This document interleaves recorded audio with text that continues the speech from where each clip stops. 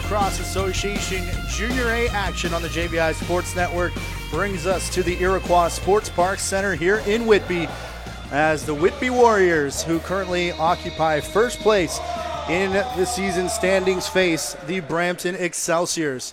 Should be a good matchup tonight. You can see the home of the Ontario Lacrosse Festival coming up next month here in Whitby, and the two teams just making their way onto the floor. I am Matthew Carrick, in for the JVI Sports Network along with our crew. You can follow me on Twitter at Lacrosse Boss, at JVI Video as well.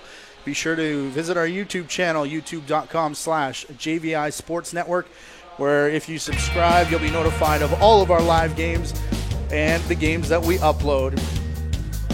Whitby was first in the standings just a few days ago, actually, but Six Nations, with a game in hand, has now leapfrogged the entire pack, and Mimico, with their win over Whitby on the weekend, jumped them into second place. Whitby can retake that spot here tonight. We saw Brampton down low as well. St. Catharines in action as well. Them and Kitchener, they are on the bottom end of the standings.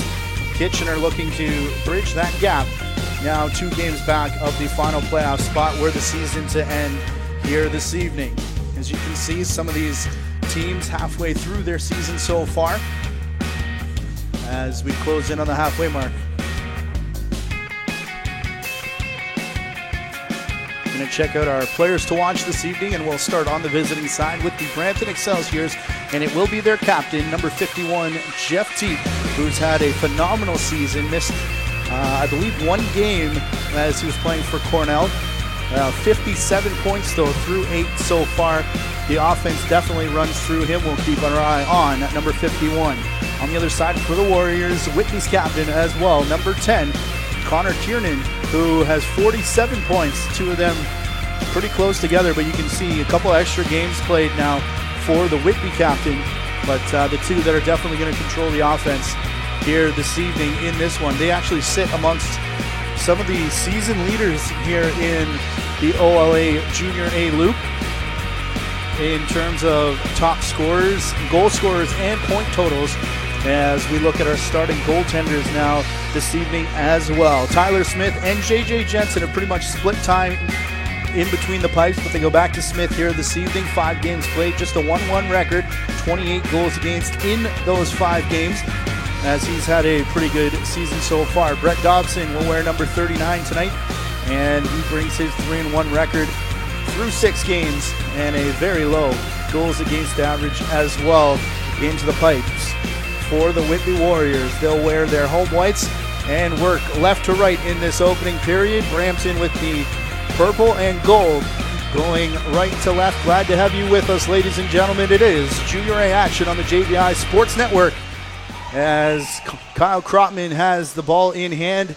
Him and Mark Thompson will be your 2 officials, and it looks like Matthew Boisano has won the opening faceoff. Again, Junior A action from the Iroquois Park Sports Center here in Whitby. It is our JVI Sports Network Game of the Week. A couple of them coming to you live this weekend. We are having a few internet issues in the building. We've had to drop our quality for this one.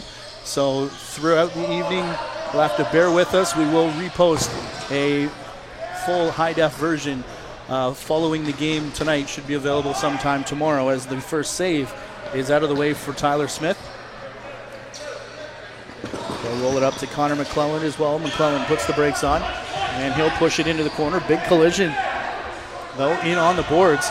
And now trying to work his way up the boards is Adam Perroni. The ball's going to slide past him. Long shift here for McClellan, as he picks up the rebound one more time over to Whiteford into the middle. Dancing around a shot there as he fell. Not sure who that was on the far side. I believe Campbell Parker now as they make their way off. Dobson was there to make the save, though, as we pass the 1 minute gone mark in the opening period. Kiernan setting a pick onto the near side. Tanner Cook sends it to the far boards. That shot misses everything before going up into the screening. And Brampton will now take over. Chris Nolan missed a couple games due to injury, was actually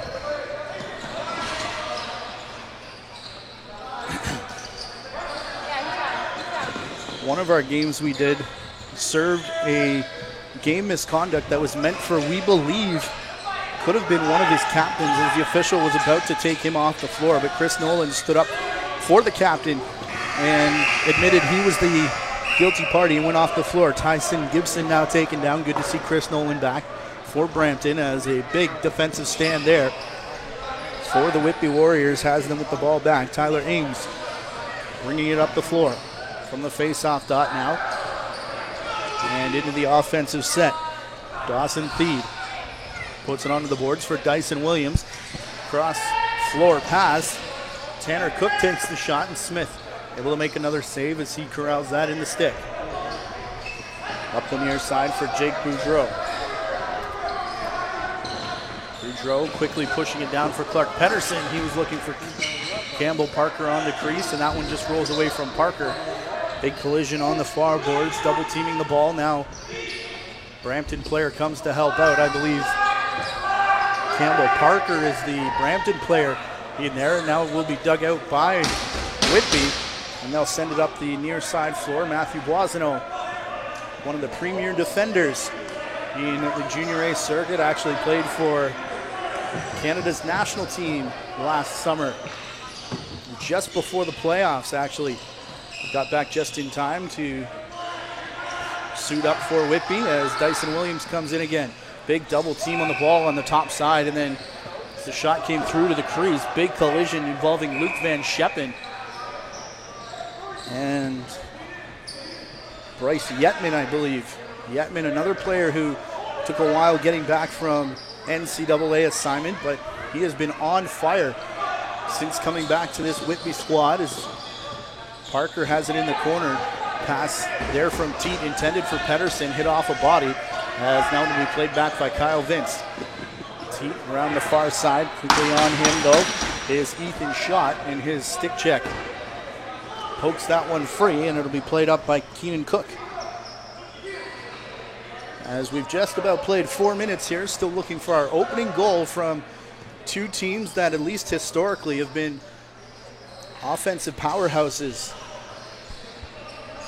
Not that long ago, Whitby won a Minto Cup on the back of a fantastic team. Now a number of them suiting up for the Brooklyn Redmen, who were in action last night in Oakville. As we get an interference call there, Brampton will pick up the ball. Coming down the near side, Pedersen. Ball remains on the far side though. Teat working around to pick a low shot and continued to fall out of midair. Brett Dobson went down but couldn't quite catch up to it. And our player to watch, Jeff Teat, has the opening goal here for the Brampton Excelsiors.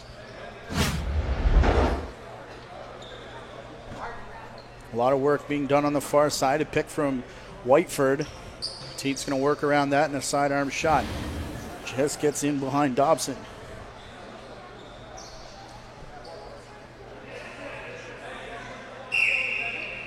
So we go back to center. Kyle Vince taking it. Burton all the way over to his bench nearly before he could get the pass out to Josh Medeiros. 1-0 Brampton early on from here in Whitby. Matthew Carrick into the JVI Sports Network. As Brampton looks to keep it high. Steady dose of Teat and Pedersen coming your way tonight for this Brampton team, as they always do. As we expect a lot from Connor Kiernan. Bryce Yetman we already talked about. Dyson Williams as well. Some of the league leaders in terms of offensive production in this game here this evening. Of course, Whitby, as we said, a couple more games played over top of the rest of the league. Oh, how about that shot? As Mackenzie Burke was falling in front of the ball carrier.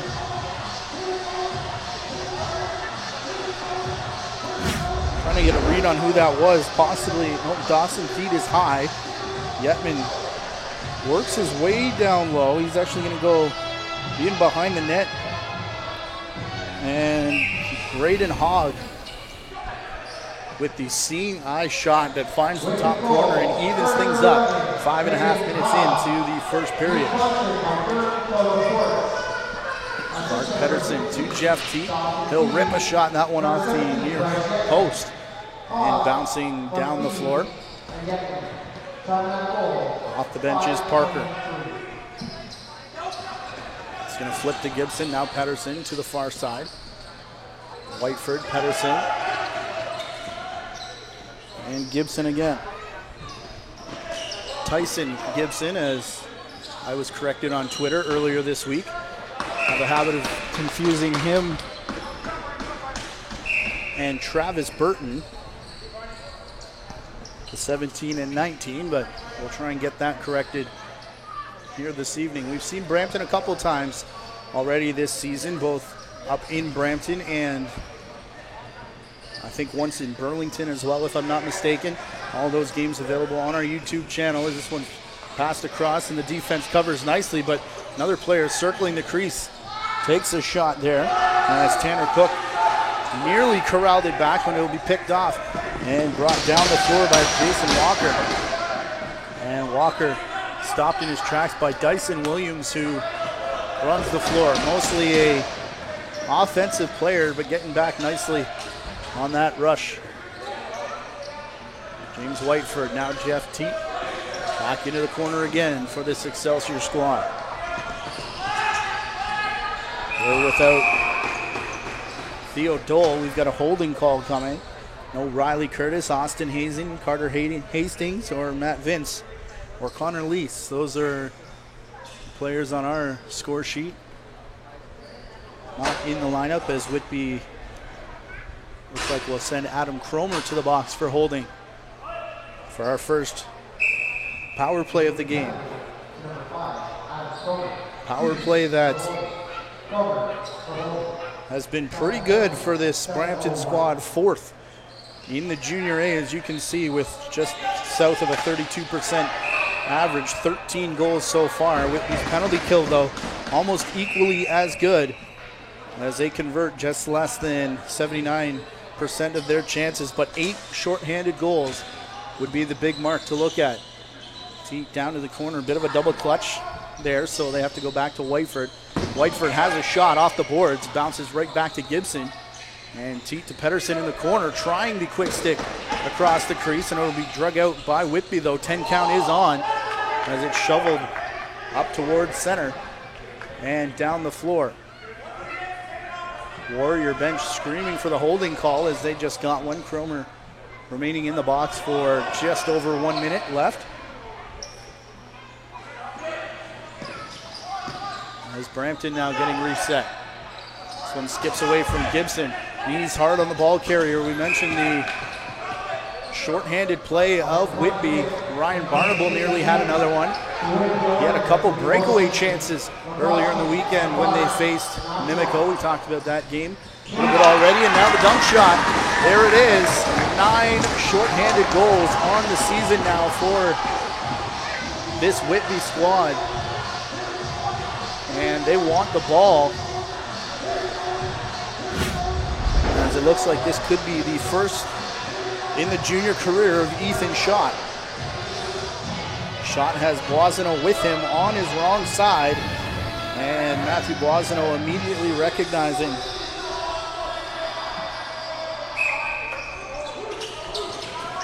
that, as we believe again up here, usually when the ball gets thrown out of play, the first junior goal.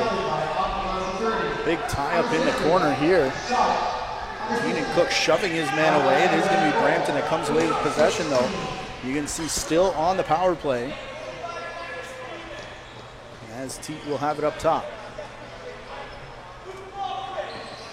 Jeff Teat quickly returned here for Tyson Gibson. Shot through the middle. Save made by Dobson, and then Boisano. Pardon me, I actually believe that's number 13, Jordan McCullough, this evening, smacking that one into the ground so he could play it himself, and Dobson touched it, and they called that back in, which will put an end to the power play. But Brampton still has possession. So a +1 for Whitby on that penalty kill as they come away with the shorthanded goal. They now lead 2-1, trying to get another one here as we approach the halfway mark of the first period. From the half board, slowing it down, Graydon Hogg. Putting it back down into the corner again, Cook. Now to the far side, here's Yetman. Big collision in front of him, and he actually falls over top of the fallen Excelsior player. It was Jake Boudreau as they get Teat off the bench, and a big time fall there as Teat took the stick check and ended up in the crease and the legs of Dobson. Everyone comes away unscathed. Big whack from Teat. And parting shot as Adam Peroni was down the floor. Bench wanted a call there, but none upcoming. Here's Weideman over for Pedersen in the corner. Teat sends it back here for Whiteford on his wrong side. Still shoots and still scores, and we're tied up. Some real good ball movement here as Brampton worked it into the zone. In transition, Pedersen and I believe that's Teat in the corner should pick up assists here. As we set off the top, normally those two are the ones where the ball moves through. As we've been saying all year, this is a change for those of you who are still in winter mode. Face-off men can take as many steps as they want with the ball in the back of the stick. Of course, that did change in the National Lacrosse League this year to one step. We've seen it catch a few major series players, not many to this point though. As Teat goes over the top and the low shot handled there by Brett Dobson. Our congratulations once again to the Georgia Swarm. As Dyson Williams works in, and right on the crease, Tanner Cook finds him. The give and go, and Dyson Williams has another one here.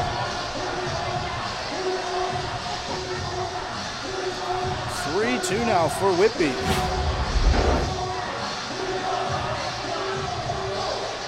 Williams passing into the corner, and no one picks him up as he goes to the net, just staying outside of the crease. Put that one home. As Boisano was interfered with, now giving a bit of a stare down there to Justin Robertson on that face-off. Whitby with possession though. We did congratulate Randy Stotts on the weekend in our game in Cobourg, but should have also given credit to Johnny Pallas and Leo Stouris, members of the Six Nation Chiefs and the Georgia Swarm. So they wanted to clarify that. As Dawson Theed has it back again, Tanner Cook looking to cut through. Our next major series action will be Sunday again from Cobourg. As Jason Walker gets tied up right in front of the penalty box, Pedersen has to come back to collect the loose ball. More Junior A action coming your way this week. It is Alumni Day in Orangeville on Saturday, June the 17th. As the Orangeville Northmen will play their alumni game. There's a Pee Wee game between them and Mimico as well as Dobson makes a save. And we will have the finale of the day's festivities, which is the Junior A matchup between the Orangeville Northmen and the Mimico Mountaineers. Again, right here on the JVI Sports Network this Saturday, scheduled for a 7 o'clock start. We'll confirm that.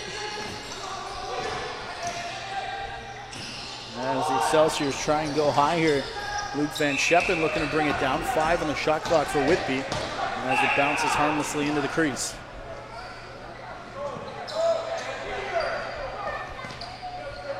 Kyle Vince working it in for Brampton. That game is a 7 o'clock start. There's Campbell Parker on the far side. Him and Teat pass back and forth. Teat up top, back for Gibson now. The shot there. Dobson wasn't sure where it was. It was caught up in his gear as Boisano will bring it up to center.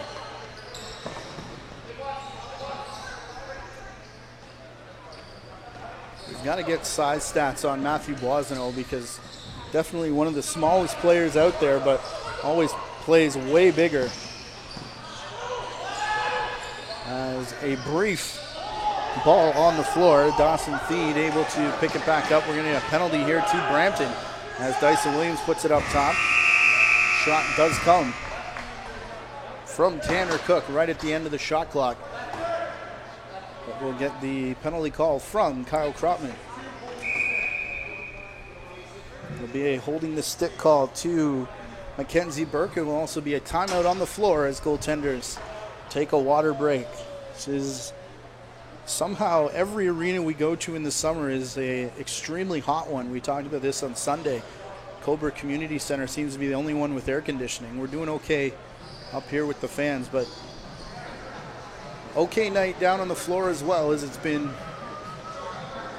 hot and humid but breezy outside, and some of the humidity stuck around for this game, but it has definitely been way worse. But goaltenders still taking the opportunity to get water as Whitby now goes to the power play, the third best power play in the league, just ahead of the Brampton Excelsiors, as we saw earlier, with 18 goals on the season.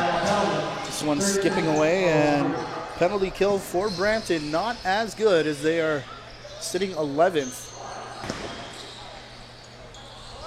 So we'll see if Whitby can capitalize here and extend their lead. That shot almost on cue. Hits off the iron in behind. And now trying the outlet pass up for Medeiros, who slams on the brakes. Looked like he was going to go on net. Pardon me, that's Adam Weideman, who now comes to the near side. Weideman trying to get away from his man. And does get the ball over and back over that white restraining line. Face-off restraining line. Adam Peroni has it. A couple Brampton players on him. Clark Pedersen stuck around to give a parting shot, as now Hogg will bring it across center. Connor Kiernan, our player to watch. Up top, slowing things way down here. 10 on the shot clock. As they go strong right side. All the righties have touched it. Now the last person to do so is out of the corner. Shot comes in. Smith with the save. Jake Boudreau had to wait for it to drop, and that allows the Hornets' Nest to close in on him. But they will get the breakaway. 2-on-1, short-handed break, and Brampton will score.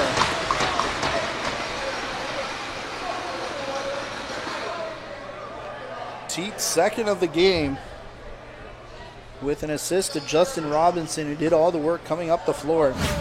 Jake Boudreau out of the pile.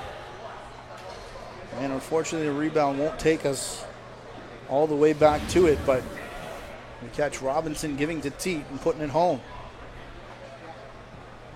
To tie things up here, 3-3, and now the special teams game evened up, as remember Whitby had a shorthanded marker on their first shorthanded attempt. Lozano takes everybody down as he fiercely looks for possession off the faceoff. Still no shot clock reset, as it's going to be pushed ahead to Jake Boudreau. Boudreau taken into the boards in front of the Whitby bench and then tripped up. Arm goes high of the official, as there's still more scrambling down on the floor.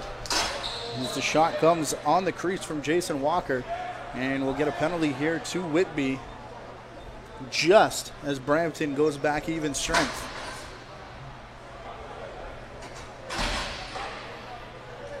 Two minutes for tripping to Ethan Schott, who had the shorthanded goal for Whitby on that first penalty. Where Brampton working at roughly 32% coming into tonight's game. This one blasted from up top.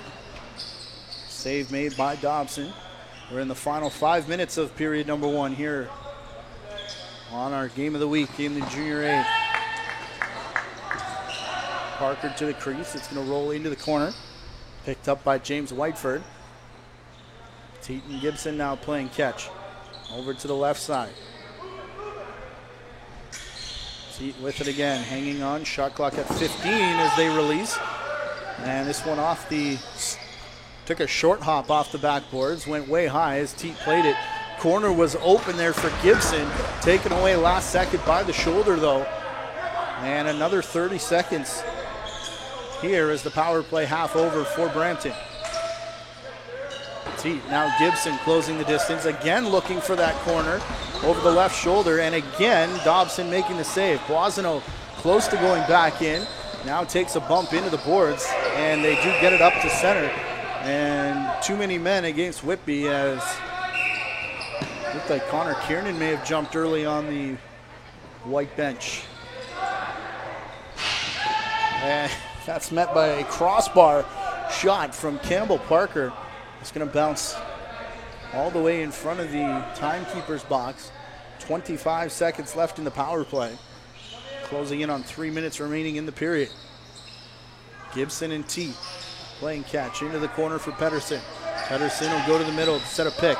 This opens up a shot on the far side. It looked like the play was returning to Gibson, and it's down the floor. Early jump off the Brampton bench as Tyler Ames came through. And this is going to draw the ire of the coaching staff.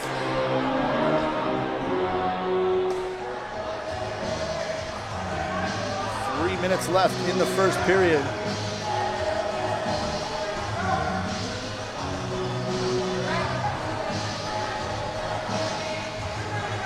Too many men. Penalty shot as it comes on the breakaway. And that penalty shot will be taken by Connor Kiernan.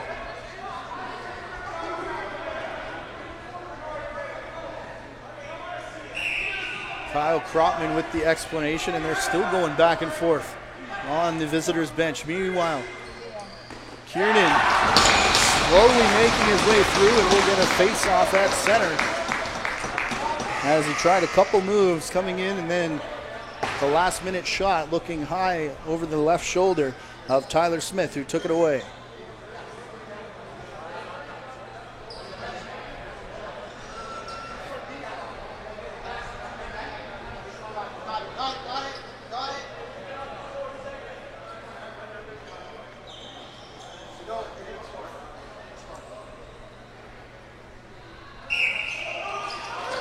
So after all that, Brampton still on the power play, which now expires. As shot comes out of the penalty box, nearly came away with the face-off possession as Kyle Vince gets taken into the boards. Walker's got somebody's stick, it looks like, as Dawson Theed. Looked like Theed had the stick, but he was tied up with Vince. We're tied up at 3 here inside Iroquois Park Sports Center in Whitby. As Theed will play there for Kiernan, far side for Bryce Yetman. To Theed again, near side Hogg, and the defender ducked out of the way just in time, I believe, for Smith to see that, as this will be pulled out here by Walker.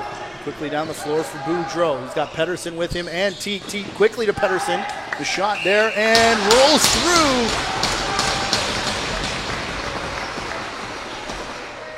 Looking to the bench to see if they're complaining about the crease violation. As Pedersen ran through, not sure what the ruling is on that, but that one definitely bounced around a little bit.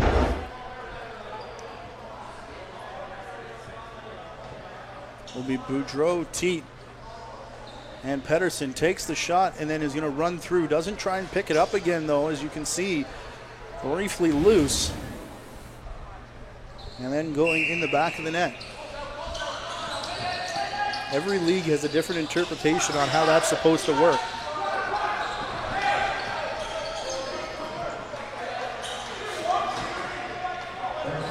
It looks like that's going to stand as a good goal to break the deadlock here at 4-3.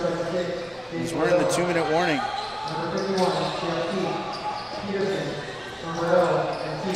Boudreau's second assist of the game as Teat picks up his second as well.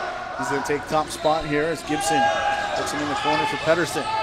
Pedersen to Teat, who walks through and puts it off the crossbar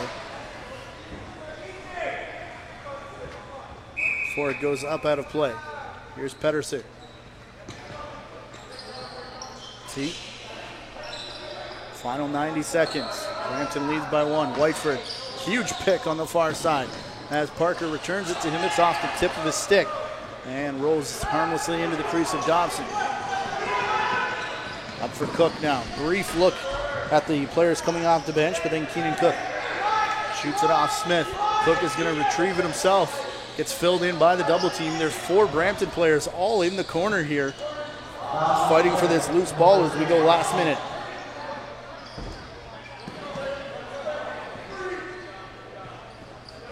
Chris Nolan here for Clark Pedersen. Lozano is going to keep him at bay. Pedersen towards the crease. Vince gets it back, had to double clutch a little bit as there was a wide open shooting lane if he could release on time. Here's Teat now though. About a 5-second difference between the game clock and shot clock. As you can see, 30 seconds remaining. Kyle Vince down into the corner here. Couple big whacks taken by Pedersen.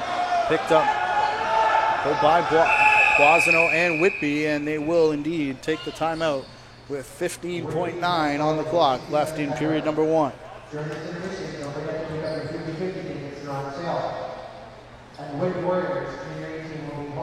Coming up after a brief timeout at intermission, the look at the out-of-town scoreboard and scoring leaders in the Junior A division. We'll recap your scoring in the first period as well, as this is our JVI Sports Network game of the week here in the Junior A division. Conversation on the Whitby side of the bench. This is a season-long partnership between the JVI Sports Network and the Ontario Junior A Lacrosse League.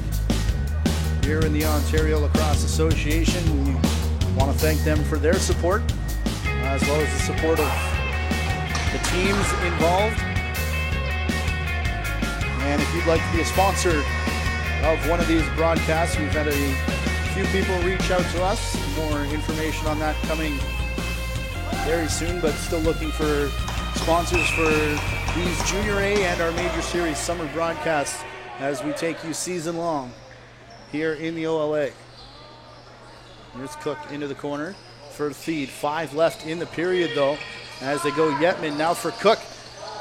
Low sidearm shot. Smith wasn't sure where it was as it hit off a few legs. I'm not sure the defenders were sure either, but that one does roll out of harm's way, and it will be a 4-3 lead for Brampton as we head into the locker rooms. Jeff Teat with 4 points in that opening period, including a shorthanded goal and 2 assists. We're going to take a timeout here from the Iroquois Park Sports Center, home of the Whitby Warriors. They trail by 1 after 1. This is your OLA Junior A Game of the Week on the JVI Sports Network.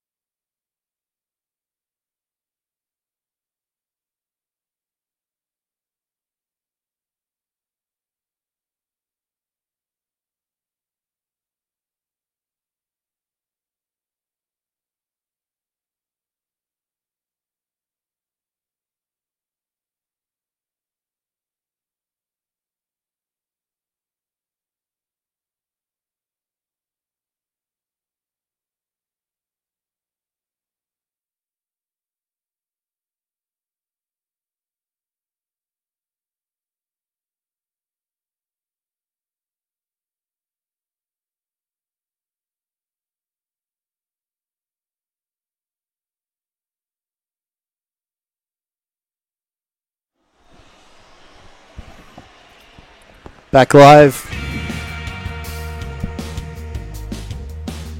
Back live inside the Iroquois Park Sports Center as the Brampton Excelsiors lead 4-3 after that opening period. As we said, going out, Jeff Teat with 2 goals, Clark Pedersen with 1, James Whiteford had another one as well. And on the Whitby side, it was Ethan Schott shorthanded, Graydon Hogg and Dyson Williams, the 3 goal scorers.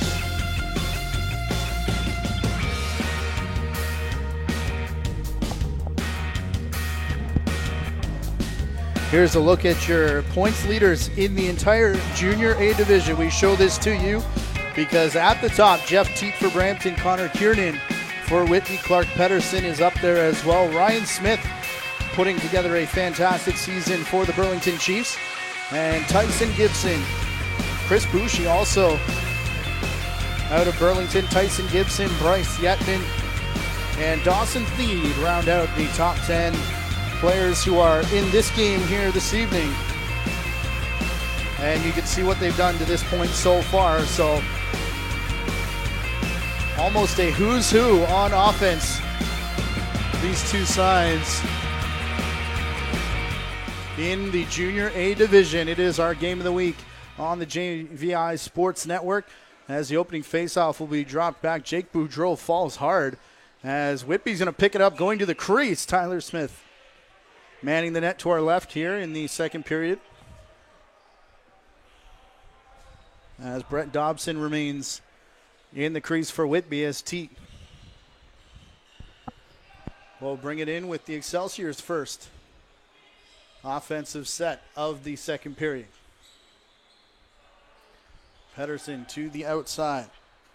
Tyson Gibson working around as Teat comes back with it. James Whiteford now. Whiteford sees an opening that was closed quickly by Boisano. Adam Peroni was there to help out as well. And it may have even hit off the stick of Ethan Schott. There were 3 white jerseys in the area. And it causes the shot clock violation and the possession change. Going to get a penalty here. I believe it's a slash. Pardon me, holding the stick as Dawson Thede lost the lumber. And Brampton making their way to the penalty box now. Josh Medeiros, 2 minutes for holding the stick, will be the call. Both sides with a shorthanded goal, as we said before, in that opening period. Nobody on the power play yet, though. So ranked 3rd and 4th in the league coming into this one. Neither team able to put one in behind, although they did, as we said, both score shorthanded. Here's Cook into the middle. That one pass is going to elude Dawson Thede all the way back in front of his own bench, though. Sidearm shot looking to beat the shot clock as there was 4 on it. A save made by Smith. Picked up here by Walker, and now Weideman will slow things down. Weideman losing the ball. He's going to take a swipe as Brett Dobson had that one sky high. It looked like it may have, we lost it behind the Ontario Lacrosse Festival banner, but it did bounce into the corner and hit the Zamboni door entrance, which is above the glass and out of play. So possession here to Brampton as the shot clock will turn off, and they've got a minute left to kill in the Josh Medeiros minor. Here's Boudreau.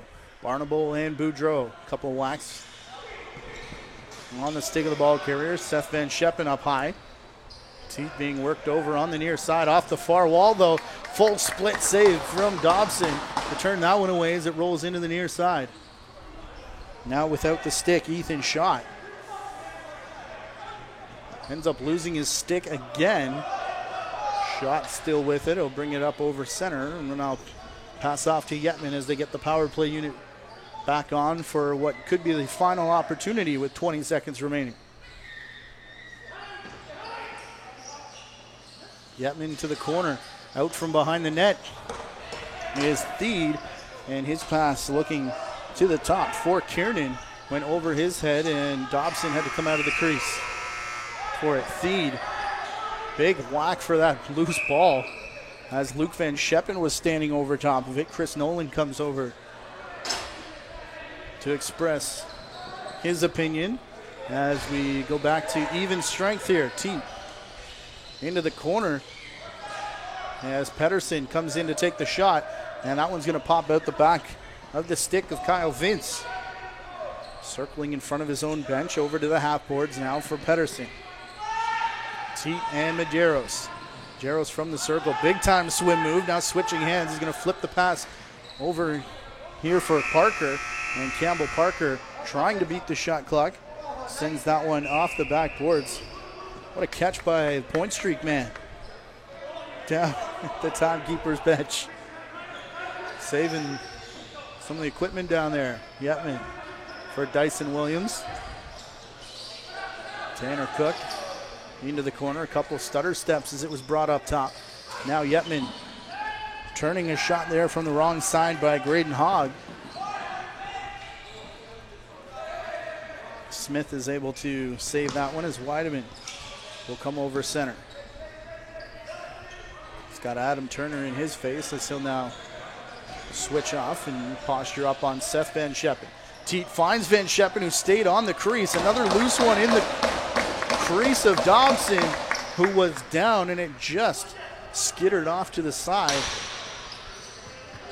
Saw Brampton score on a similar play in that first period.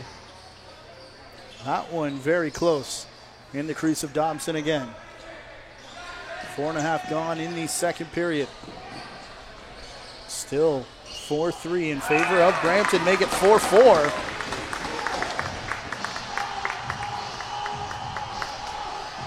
As Connor Kiernan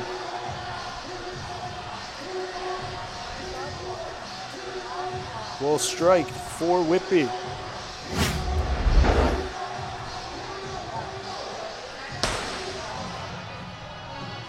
Couple players setting the pick, and Kiernan just has the best seat in the house, it looks like, as he was way up top and only had one man to beat on his way.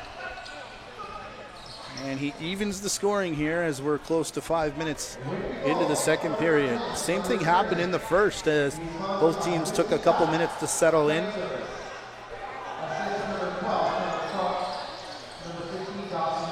But it is now a tie game here in the second. After an early penalty kill, Pedersen retreats behind the net. Teat from his wrong side takes the shot. Dobson's going to hang on. For Boisneau in the crease, now up for Eames.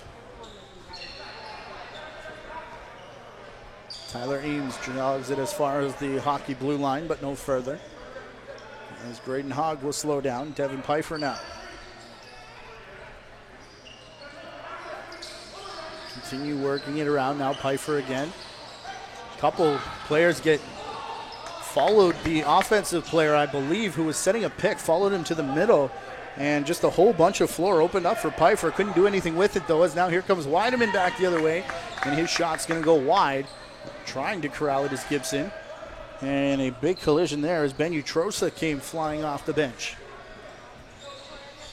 Played here for Teat. Going to flip for Weideman. Back for Gibson, who takes the shot. Rebound rolls into the corner. Teat and three players closing in on the shot as Dobson again has to go full splits to knock this one out of harm's way. Weideman crouched over top, and he gets the stick into the back of the helmet. And it looks like Adam Turner is going to go here, probably for a high stick, maybe a slash. It is Kyle Kropman with the arm up as the Excelsiors go extra man here. Teat and Gibson keeping it high. Sidearm shot off the backboards. And no signal just yet. 2 minutes illegal cross check was the third option, I guess, they could have gone with. Again, unlike the NLL, a 5-minute high stick is the only option. You can do two, as far as I know, here in Junior A.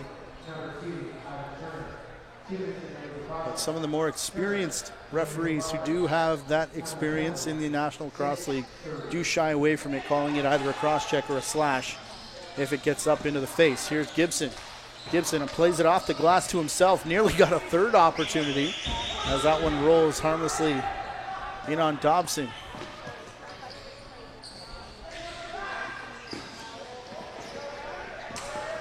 Wazano in the corner. We promised you an out-of-town scoreboard.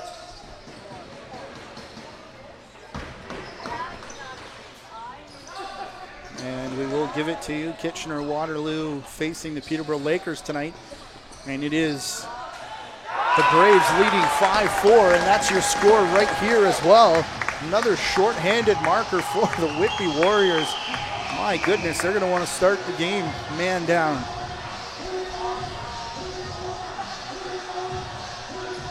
Two in the game, 15 now on the season. Short-handed for this Whitby Warriors penalty killing unit.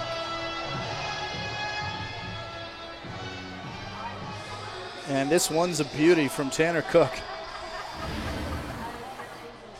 They fake the pick and roll on the far side, and he ends up going over the shoulder, and that's a pretty one.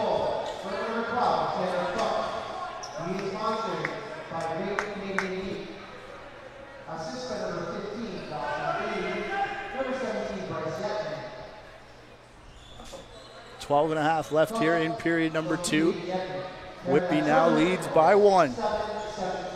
As Teat has it up top over the shoulder. Intercepted though.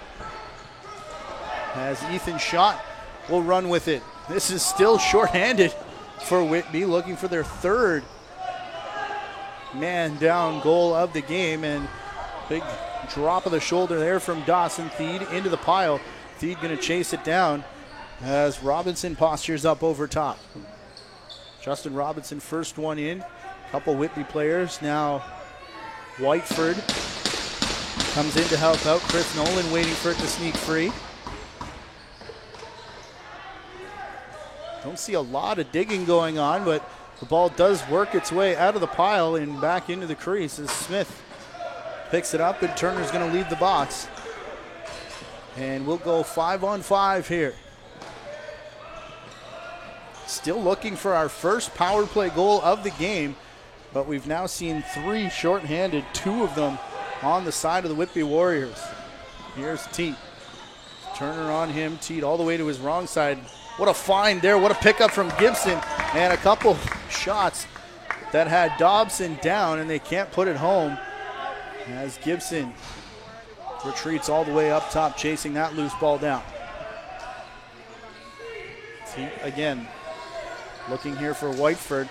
Shot from Gibson. Dobson down. That rebound way high up into the rafters. And it'll come back down. Brampton ball with a fresh 30. Teat, a bounce shot. That finds its way into the safety netting. Baroni looks like he's going to take it up the near side as we close in on the halfway mark of regulation time here in the second period. On to Ontario Junior A Lacrosse League action on the JVI Sports Network.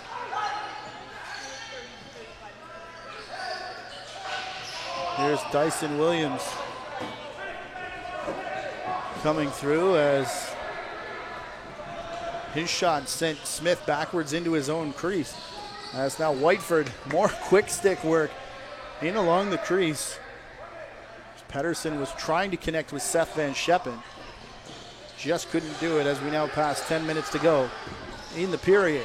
10 on the shot clock as well as it sneaked off the dasher. And Whitby was about to take off as Yetman was down the floor. Cromer picking up the ball.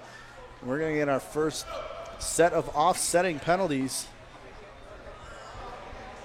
We'll go 4-on-4 with Ben Utrosa and Kyle Vince picking up offsetting roughing minors.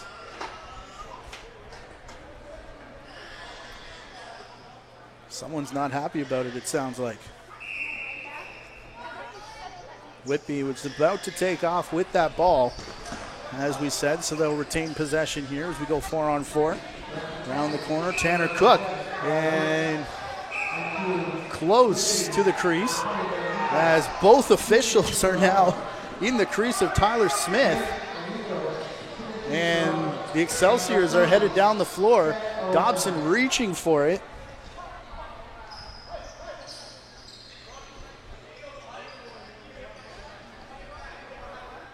That was an interesting play, as it looked like we may have some shoving in the crease.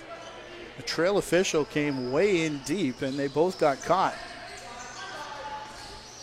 Sidearm shot there right into the body of Weideman. We saw him take that shot to the back of the helmet. Looks like he's all right. Here's Luke Van Scheppen. Going down is the ball carrier here, Robinson. And the arm of the official goes high. Both officials have their arms up as the Brampton bench wanted a too many men call as they took off running. They wanted a penalty shot call as well. Remember, they gave up one in that first period. Here's Bryce Yetman heading off for a trip.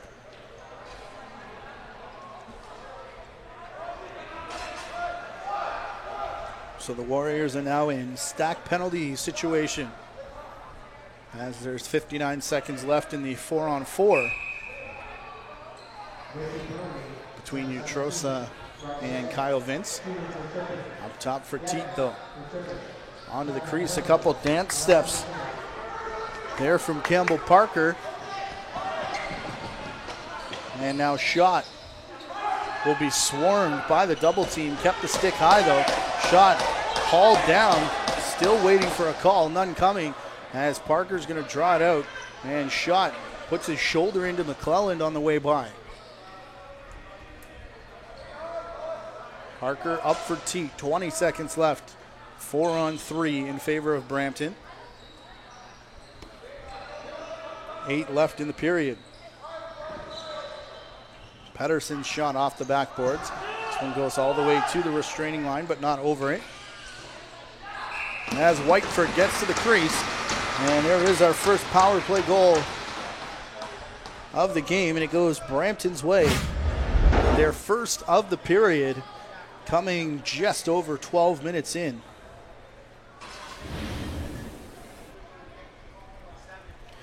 And it's the second of the game for James Whiteford. Again, scoring it on the power play, so we're tied at 5 again. 6 seconds left before we go 5-on-5.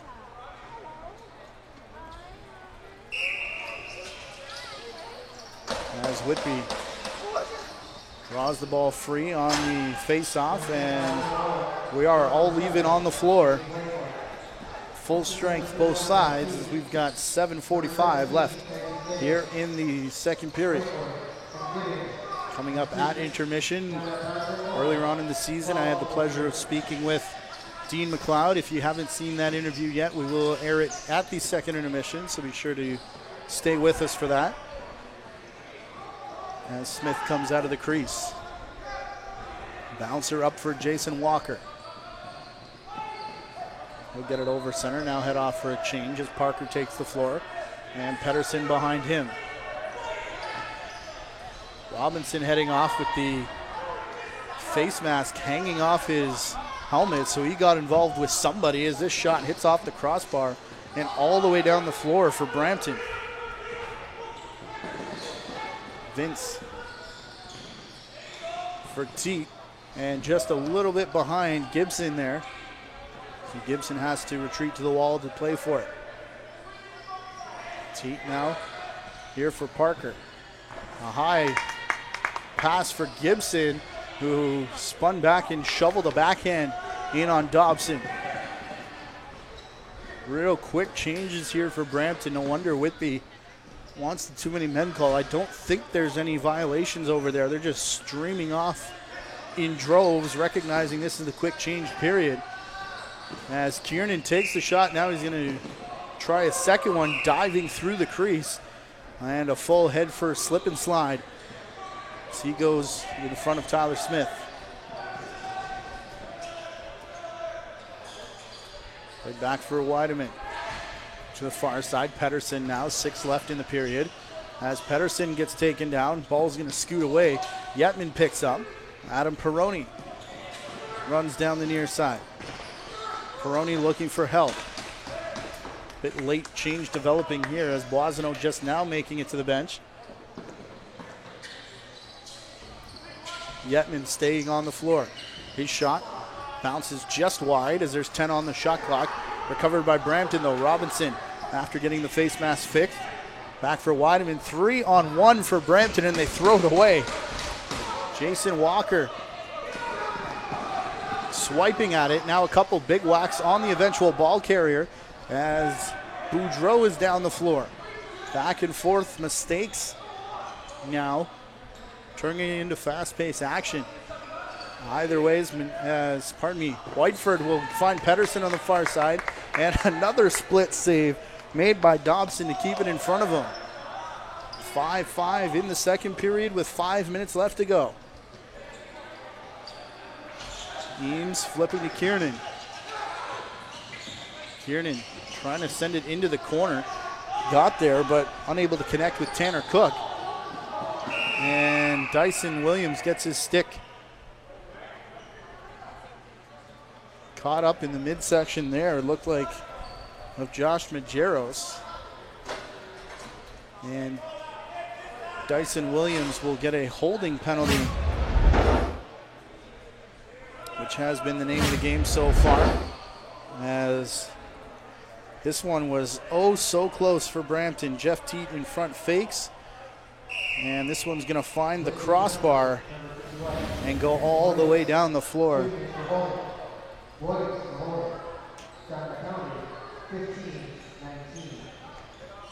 So power play time now for Brampton. Two short-handed in the game so far for Whitby. We'll keep an eye on their top guys. As Brampton now, the shot from Whiteford off the left shoulder of Dobson into the corner, but Brampton does recover with a fresh 30. Teat and Parker with the shot. Another one off the shoulder, another one recovered by Brampton now as Teat brings it back into the fray. Teat from Gibson off the bottom of the boards, it sounded like. So be played back here for Parker. Step back in the wrong direction, switched hands to create space. Now Teat. Whiteford again, a fake of the shot to get Dobson moving, and it did work, but he still ends up making the same save somehow as this one played into the corner. And Ryan Barnable trying to get it up down the floor. It hits off the Brampton player's stick. Connor Kiernan, a sidearm shot around his screen, and that one had Smith ducking out of the way. Yetman, fakes to the bench. And the shot clock will turn off now with just over 3 minutes left in the period. Dawson Theed, far side, directing traffic. It's a nod of the head. Yetman comes over. Yetman over the top now. Theed, far side, and Kiernan in the middle taking a couple whacks. And 1 too high from Luke Van Scheppen as he tried to hit the shoulder, and it rode up right in front of the official. So they'll hang on here as Dyson Williams takes to the floor with the goaltender out for 2.5 remaining in the period. Yetman for Williams. Continue to circle around to the corner. Kiernan coming through. Kiernan takes an extra shove as Tanner Cook comes in. And it'll be Luke Van Scheppen still arguing the call. There wasn't a whole lot on the high stick. I can see where he's coming from, but it was almost straight right in front of the official. 2 for high sticking coming against Luke Van Scheppen. So tied at 5 so far. A very important game for both of these teams. As we said, second place on the line for Whitby, who lost that right on the weekend when they were down in Mimico.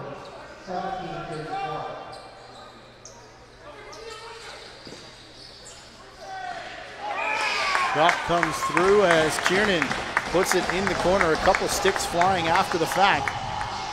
But it will be Connor Kiernan, our player to watch, on the power play, breaking the deadlock.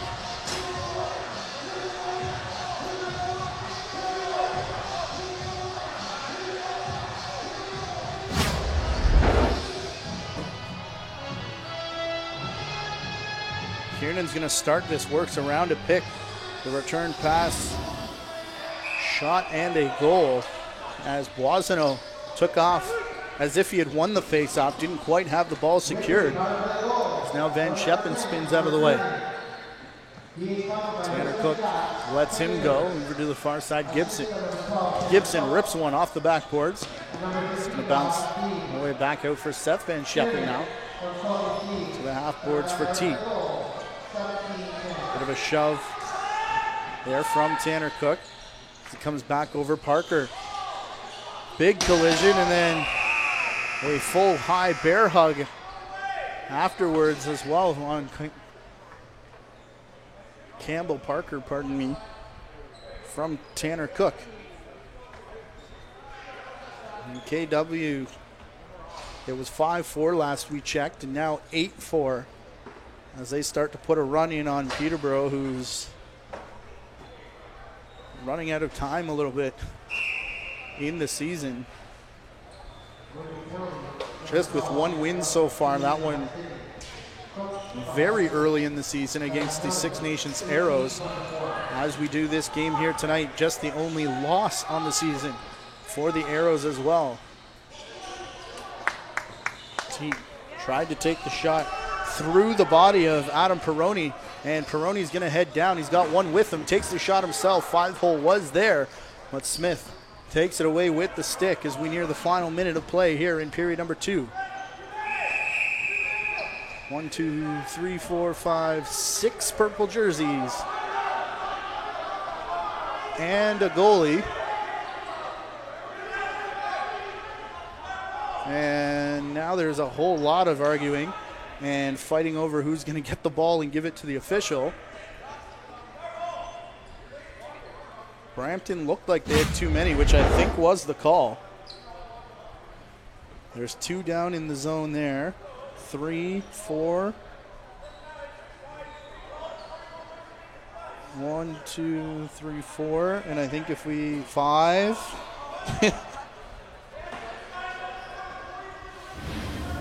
And Brampton may be saying they called timeout before anyone noticed they had too many men, because they come to the bench here. Looks like to set up a play. Whether this is an official timeout or not, I have no idea. Dobson coming to the bench for Water, as is Smith, it looks like. Joel Watson is doing a lot of yelling from the bench, the backup goaltender for the Whitby Warriors. And finally, Kyle Kropman says enough. As we said, a big game for both Brampton and Whitby here. Brampton 3 points behind Whitby. With a win, they can leapfrog over Toronto for what would be, right now anyways, home floor advantage. Man, what a series that would be. Toronto and Brampton, goodness. And then down at the bottom, KW facing Peterborough tonight. As we said, with a win there, they would draw within a game of the final playoff spot and the right, if you can call it that, the privilege of playing the Six Nations Arrows in the first round. How would you like that? Burlington in action tomorrow evening against the Orangeville Northmen, as they've hit a bit of a slide here recently. The Burlington Chiefs have. They're sitting in that 8th place right now as we are in the final 35 seconds. Shot to the far side as one of the Excelsiors, Jason Walker, I believe, had jumped up looking for the interception. Travis Burton down the floor. Gives there for McClellan. Pedersen, now T. 2-second difference, about a second and a half actually, between the shot clock and the game clock. So they can almost run the entire thing here. Teat into the corner. Here's Gibson, now Teat over his shoulder, back for Seth Van Scheppen. Hard shot off the backboards. Drops down, Boisano thought he had it again. Teat over the shoulder, and the shot clock does expire with just over a second left in the period. They'll probably just blow it in, and that'll be it. Down the floor, and no more, as it ends a 6-5 score after 2 periods. A 2-1 period, though, for Whitby, as Brampton Took them a while to get their first goal in that period. It was the only one they would end up with. But Brampton, as we said, looking to leapfrog Beaches for fourth. Whitby looking for second place over Mimico. A lot going on in Junior A. It is your game of the week here on the JVI Sports Network. Whitby leads by 1. Ladies and gentlemen, now the commissioner of the Junior A Lacrosse League, Dean McLeod.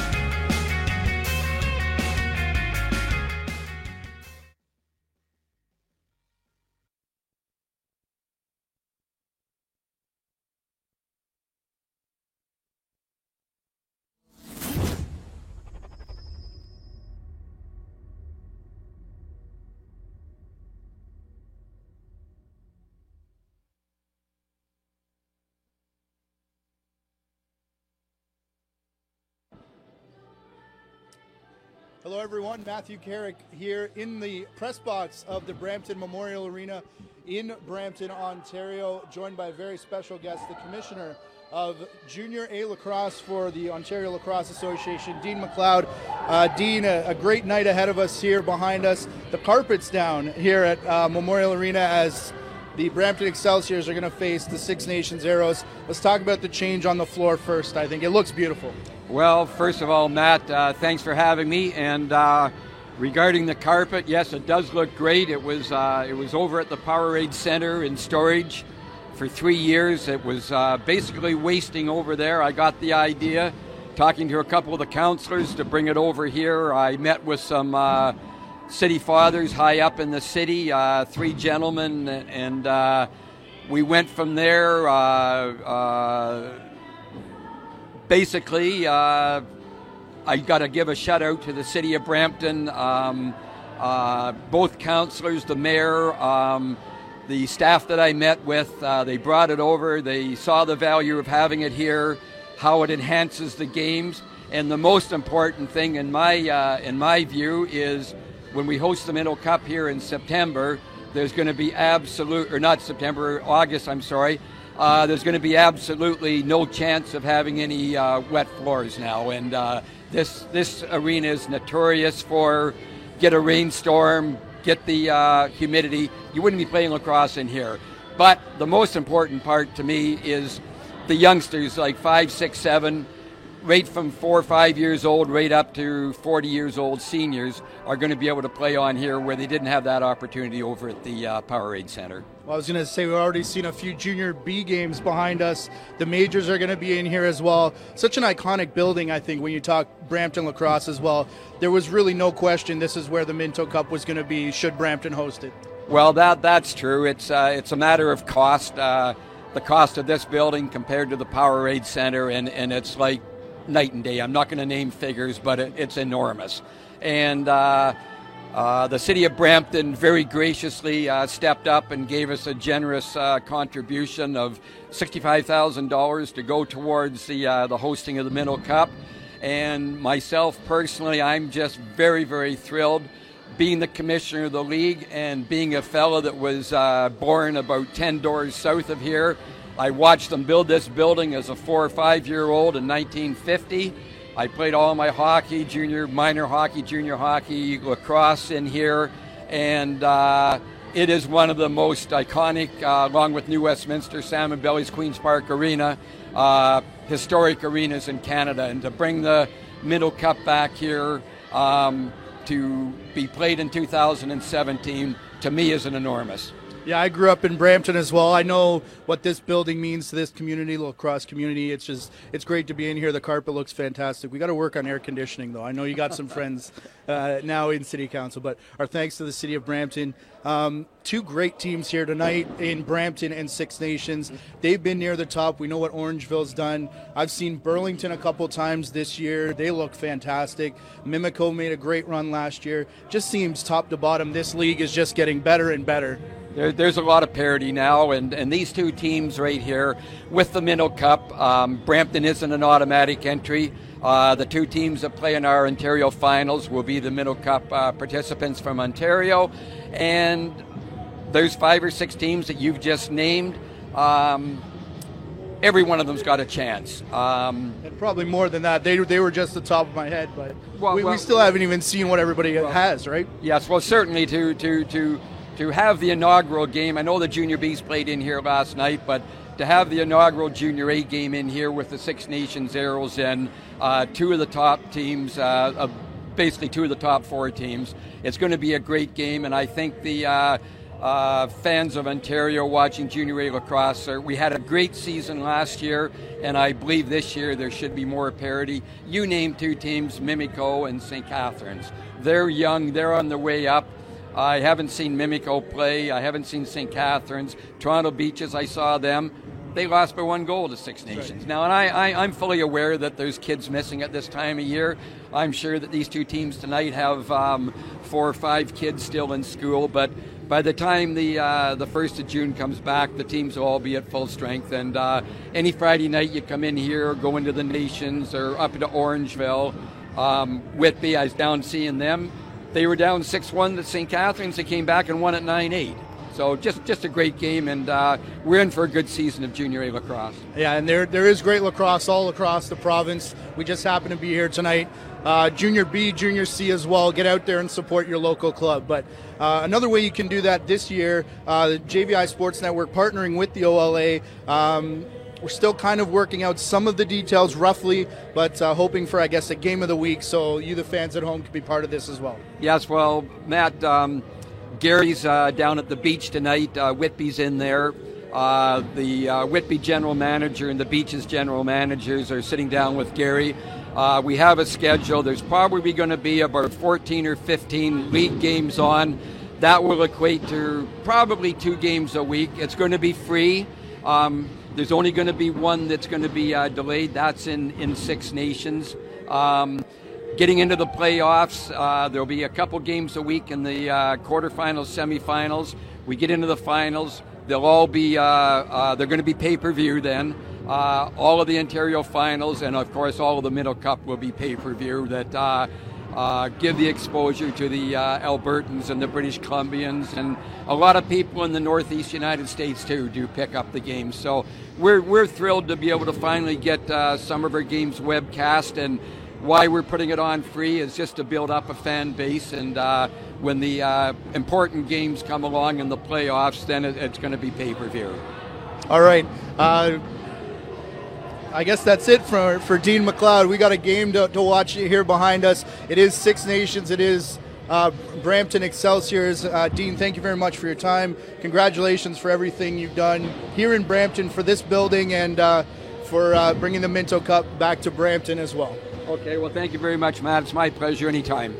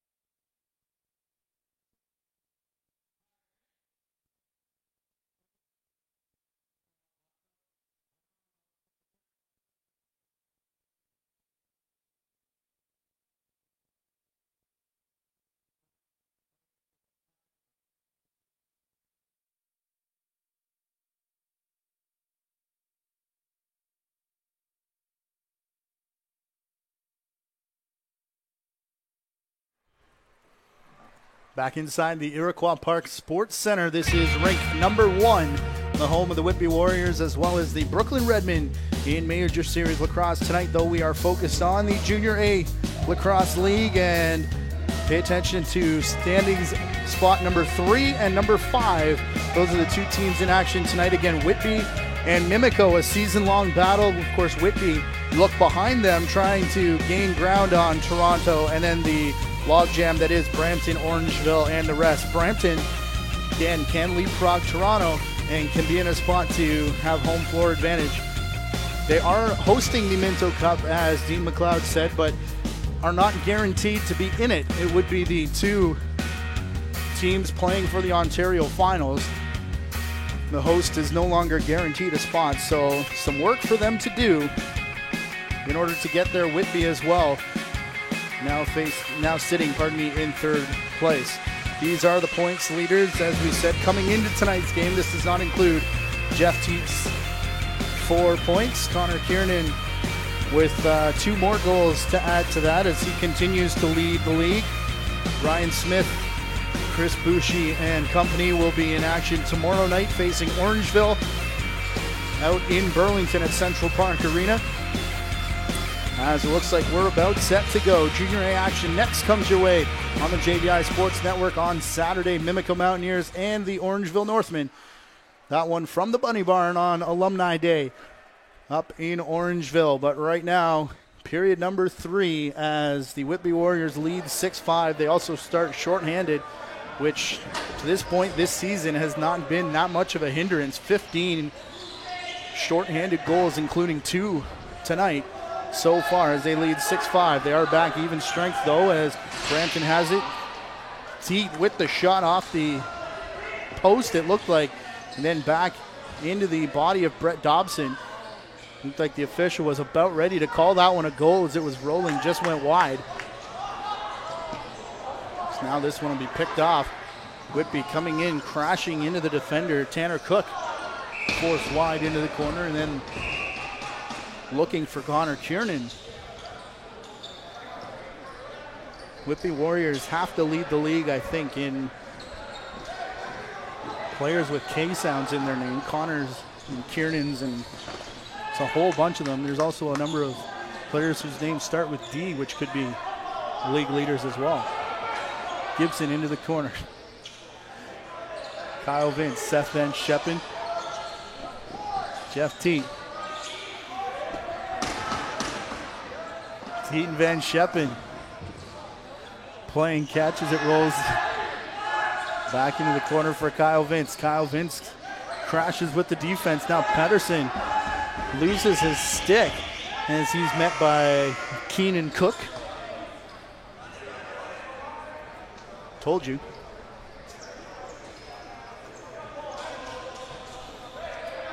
As the Warriors will now cross center floor. 2 minutes gone here in the third period. Whitby still leading by 1.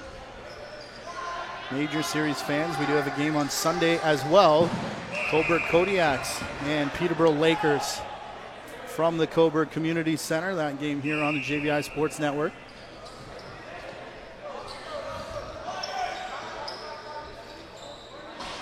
Be sure to go to youtube.com, search for JVI Sports Network, and subscribe, as you'll be notified of all of our live games as well as the tape delay uploads.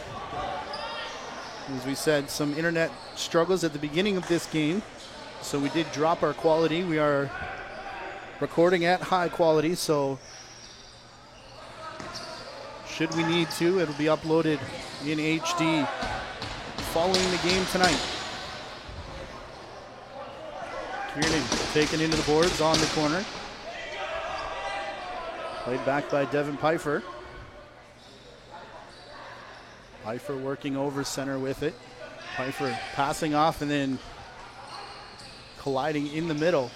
Tanner Cook a couple steps backwards before releasing. First 2 periods took about 4 or 5 minutes or so before we got our opening goal. And still trying to settle in here in the third as we return to the original floor configuration of that first period with Brampton obviously working right to left. Here's Pedersen looking for Whiteford. and it's out of his reach. Eating maybe a high stick there with no call, but still coming in and scoring is Dawson Theed, as he got a breakaway out of it. As we said, had to eat a bit of a high check. It does come down and stretches that lead. The highest lead of the game for either team, I believe. A 2-goal cushion now for the Warriors as they lead 7-5, 3:27 into the period. Boissonneau and Kyle Vince at the dot this time. Vince tried to bat it to himself, and some sleight of hand work there, looked like, as in the same motion flipped it upside down and put the chokehold on the stick, so the ref didn't realize it may have been stuck there.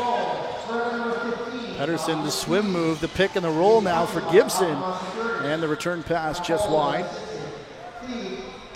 This will be up over top, looking for Boissonneau as Dyson Williams runs onto the floor. Williams looking for the fresh bodies. Graydon Hogg got this one started way back in the first, scoring the opening goal. As they work to the far side, Williams, a bit of a stumble as the pick comes from Hogg, the shot and the goal. As they worked around Burke, Dyson Williams has his second of the game.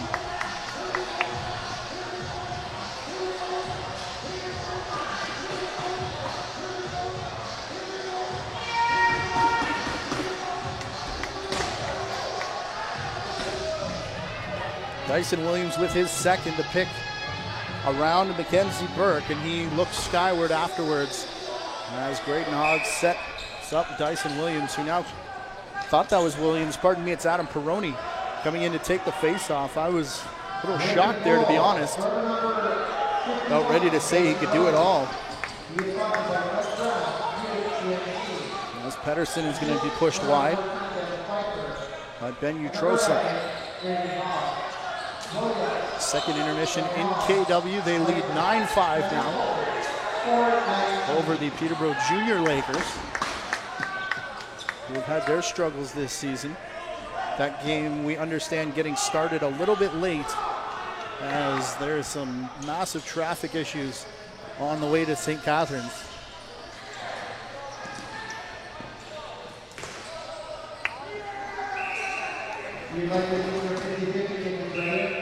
I have the right numbers. Ticket number 1811310. Gibson out of the corner. Passing up for Teague. Teague will send it to Seth Van Scheppen, who works it back for Kyle Vince. His shot sends Dobson into the crouch. He's going to hang on. These two teams next.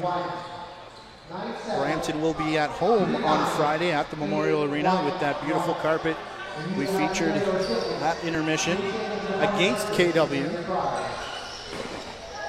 As a shot goes in there off the pad, and interference called against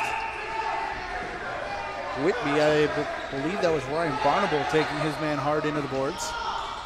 Pardon me, Dawson Theed, as he now makes his way off. Teague has it back. A low bouncer there from Kyle Vince. Will get his first of the game as Jeff Teague continues to pick up assists.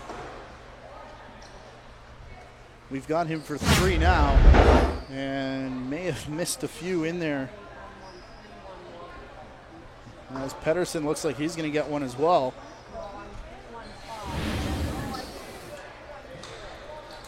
As Brampton gets one back here, 8-6. After it was stretched to a 3-goal lead.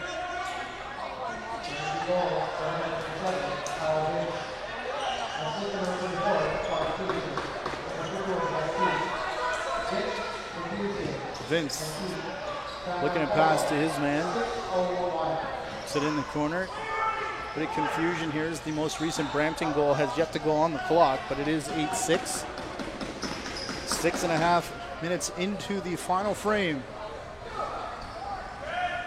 As we said, Friday night, Brampton hosting KW. Whitby back on the floor here at the Iroquois Sports Park. Iroquois Park Sports Center, pardon me, as Six Nations Arrows come for a visit. That's the game at 7 p.m. Again, we will be live from Orangeville on Saturday, but a really good game in what could be the battle for first place. But here comes Brampton as Pedersen now gets another shot. And a goal to pull Brampton within one.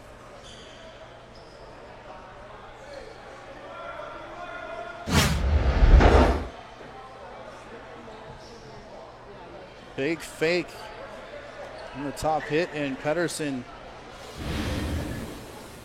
almost no time. The ball was in the stick there before he decided to release on the net. Six Nations playing 2 in 2 nights coming up this weekend, as they'll have a home game on Sunday as well. If I'm not mistaken, Mimico does the exact same thing.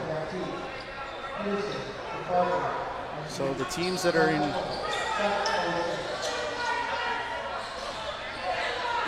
near the top of the standings all have very busy weekends coming up, so be sure to visit pointstreak.com for all your Junior A stats. And the Mountaineers will host the Barrie Lakeshores on Sunday. We've got a hidden ball play here. They fake to Dyson Williams, back for Yetman.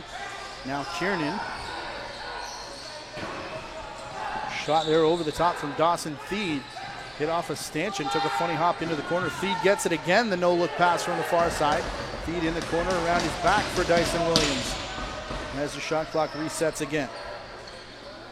Williams, Yetman, big pile up in front as it works its way down into the corner. Trying to find the man on the crease. They can't connect as Yetman is taken out to the far boards. And Whitby will scamper off to the bench as Brampton regains control. Just a 1-goal lead now for Whitby, as Brampton has clawed their way back. Mini 2-goal run developing here. Gibson on the crease. Oh, what a save. The right hand popping up there for Dobson with a man right on the doorstep. As Hogg will bring it up the near side. 9 gone in the second period. A pick there from Tanner Cook. He wasn't ready for the roll or the return pass, as Hogg thought he was gonna roll. Pedersen passes it back into the pile, and Seth Van Schep and Dobson at his mercy. And another miraculous save there for Brett Dobson.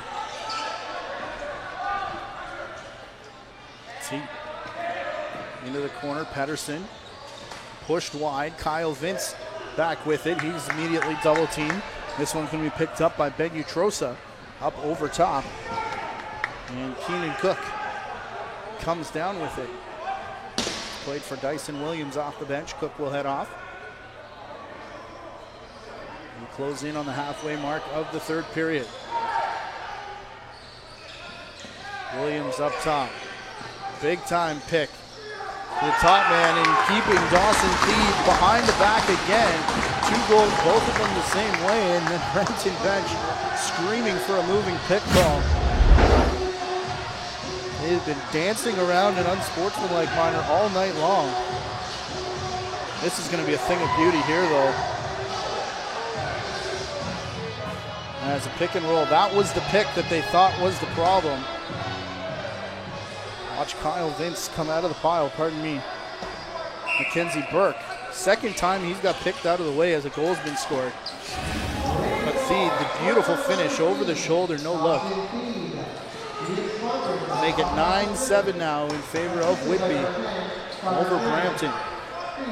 Peroni and Vince talking on their way off the floor. Peroni staying on, actually.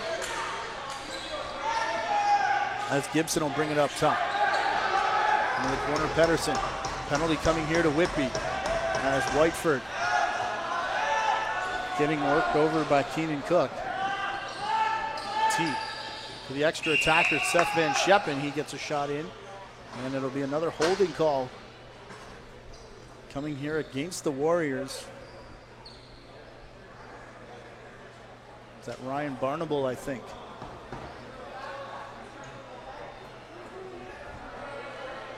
Jordan McCullough, the 13 as opposed to the 23. Again, as we said all night, this doesn't really mean much for the Whitby Warriors. They are man down, but this is where they've done their best work.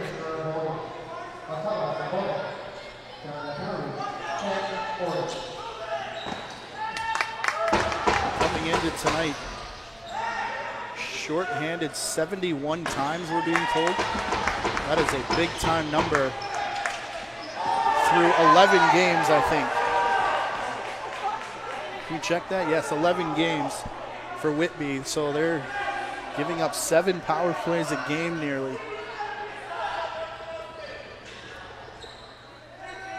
So now with 15 short-handed goals, of course 13 coming into tonight. As this one's going to be sent down the floor. So at least 1 per game, but a team that definitely, as we said, gives up a lot of power play opportunities. That's a pretty big stat.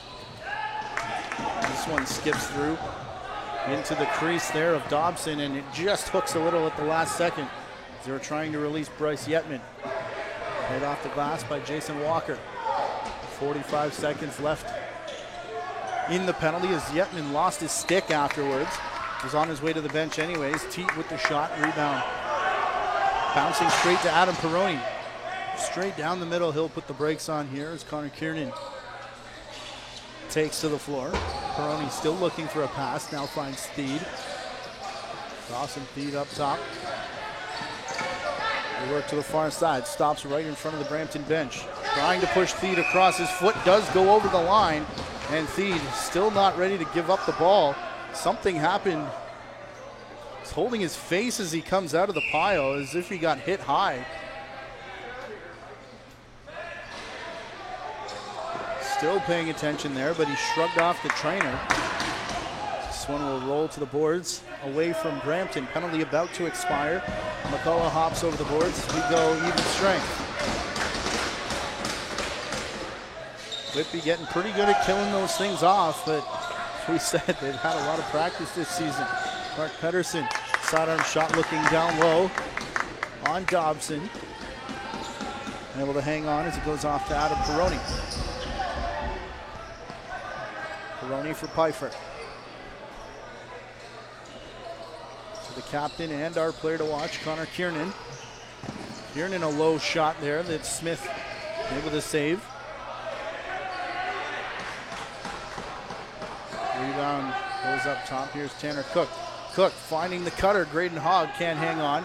Hogg take it into the corner and gets away from it. Hogg a low shot again and then collides with Boudreau in the corner. Pardon me, this is Yetman in the corner with the ball. As he gets it now from Kiernan. Tanner Cook. And Yetman, Graydon Hogg. Played back here for Kiernan as he tried to go all the way across the floor.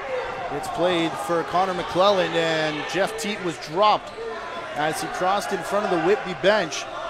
Whitby bench is saying he dove, but Brampton is going to get a penalty or a power play here, and we'll see what the call is and where it happened. Again, if it was in the change box, it's an automatic game misconduct.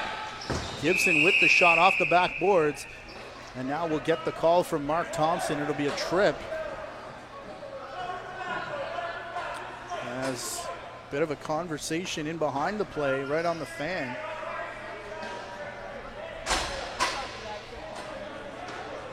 Tripping was the call.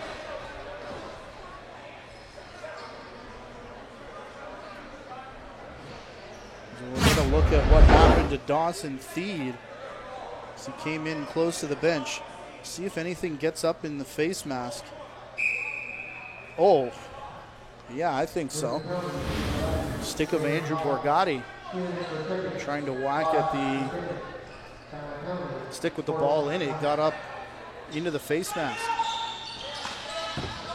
He couldn't get all he wanted on that shot. Had to pull up a bit short. It did find the mark, and the rebound's going to be stolen away by Whitby, though. Seth Van Scheppen runs into his own man, forced a little bit by Ryan Barnable, who got stripped right at the last second as it came through. 5 minutes remaining in regulation. And Seth Van Scheppen will take it again at center after the save by Tyler Smith.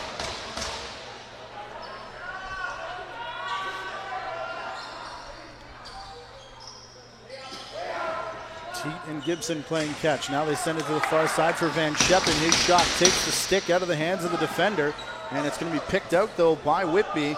Matthew Blasino got as far as Whiteford.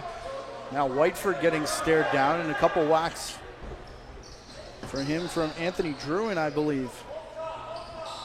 44 seconds left in the power play. Robinson and Teat. Robinson takes the shot. Dobson there to hang on. Bit of an odd look with Robinson out there, as Robinson gets into the Whitby player now who came off the bench, and the arm goes high again, and now we look to see where this happened.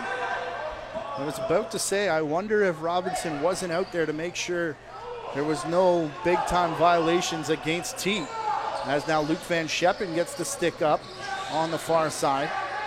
Ball turned into the corner, though. 7 left on the man advantage for Brampton. Whitby has the goalie pulled. Yetman has not crossed the line yet as the shot clock is off. Now Hogg does come on the floor. Yetman will cross center. Will go extra man as Theed gets worked over here. 3.5 left to go. Dyson Williams faking like he's got it. Comes back for Theed. The shot off the post and rolls into the corner, and we get a stoppage. And this will be a very interesting call.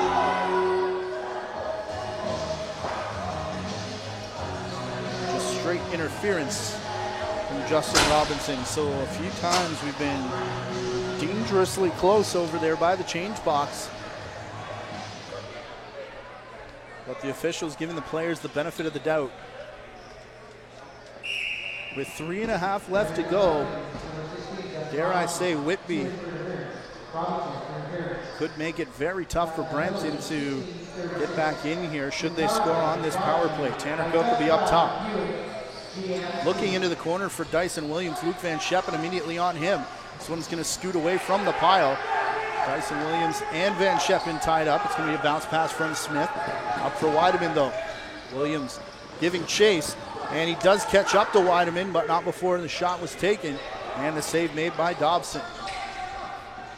Gibson cutting back now for Pedersen.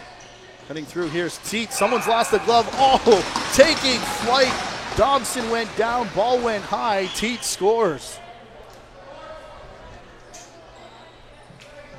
His second shorthanded goal, his hat-trick goal with the assist from Pedersen. This is a beauty right here. Oh my.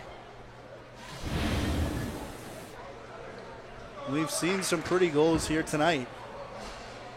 It was the Dawson theme show pretty much, but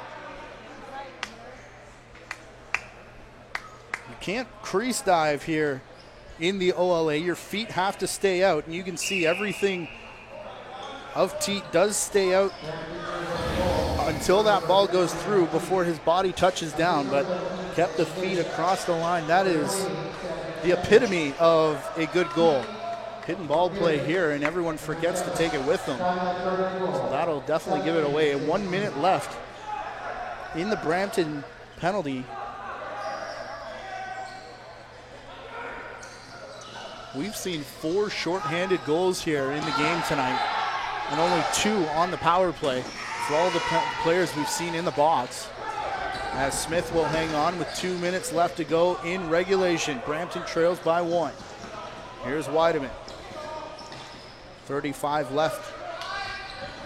Short-handed, shot clock will turn off. Pedersen for Teat.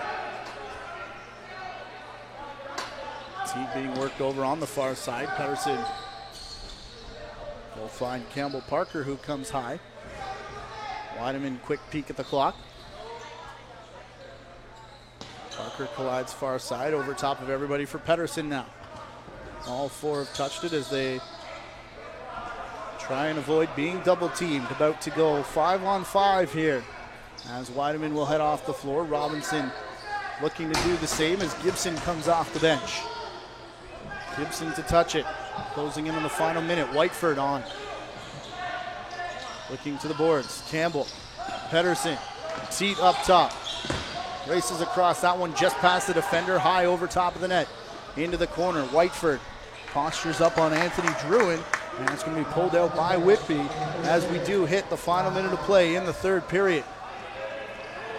Boisano in front of the timekeeper's bench. Back for Connor Kiernan. Kiernan around Walker. Had thoughts of taking a fast break. Travis Burton was there though. Dyson Williams will come down the near side.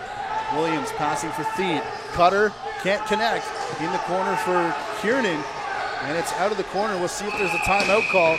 And it looked like the bench wasn't calling one, but Burton, 33.5 left, did turn and signaled it. Then looked back to the bench as if there was some confusion. Brampton trailing by 1. And this is a season-long partnership between the JBI Sports Network and the Ontario Junior A Lacrosse League. Our thanks to Dean McLeod and the teams of the OLA Junior A Loop for their hospitality when we enter their buildings and accommodations. And of course, if you'd like to sponsor any of these broadcasts, get in touch with us on Twitter at JBI Video or visit jbisportsnetwork.com and click the contact section.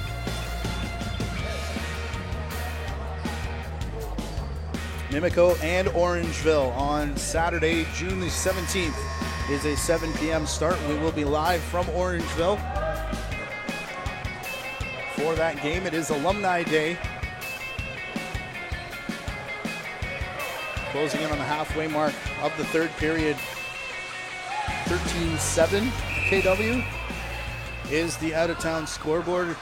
So Junior A action on Saturday and then Senior A action on Sunday, Cobourg and Peterborough. That is a 6 p.m. start in Cobourg. 10-7, pardon me. KW leads. Here's Teat with the shot off the backboards. Gibson plays it back, 10 on the shot clock. Kyle Vince, net is empty as it goes to the far side. Whiteford, a couple fakes and then taken down. The bench wants a tripping call. It's going to be a reset, and we get a penalty after the fact as Whiteford was down. Teat coming in to have words. He gets shoved out of the way. And I think Whitby signaled timeout.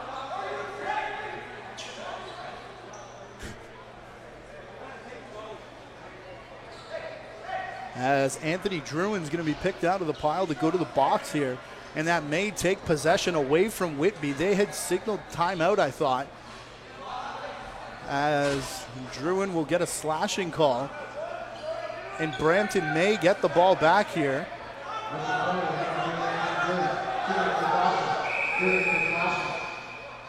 And Whitby does use their timeout as Brampton was setting up. A lot happened right there.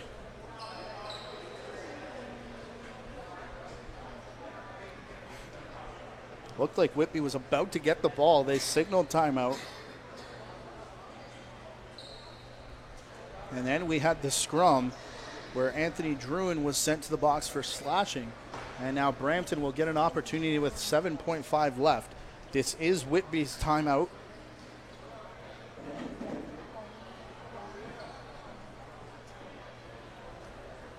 And we'll see what they do with it. Cromer, Boisano,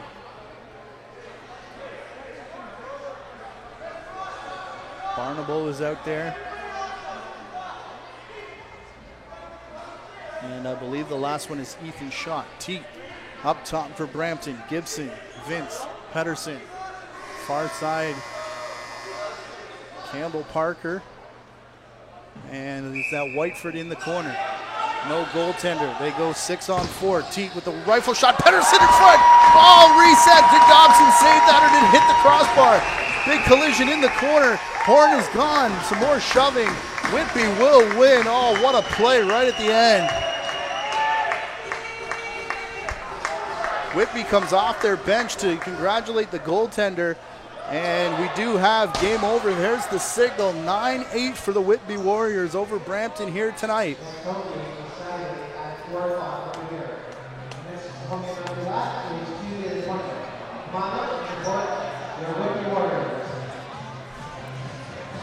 Dobson with the save right at the end.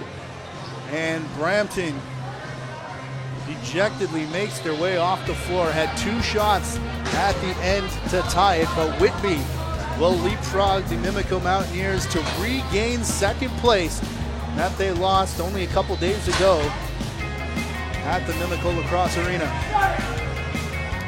But they'll have another chance on Saturday.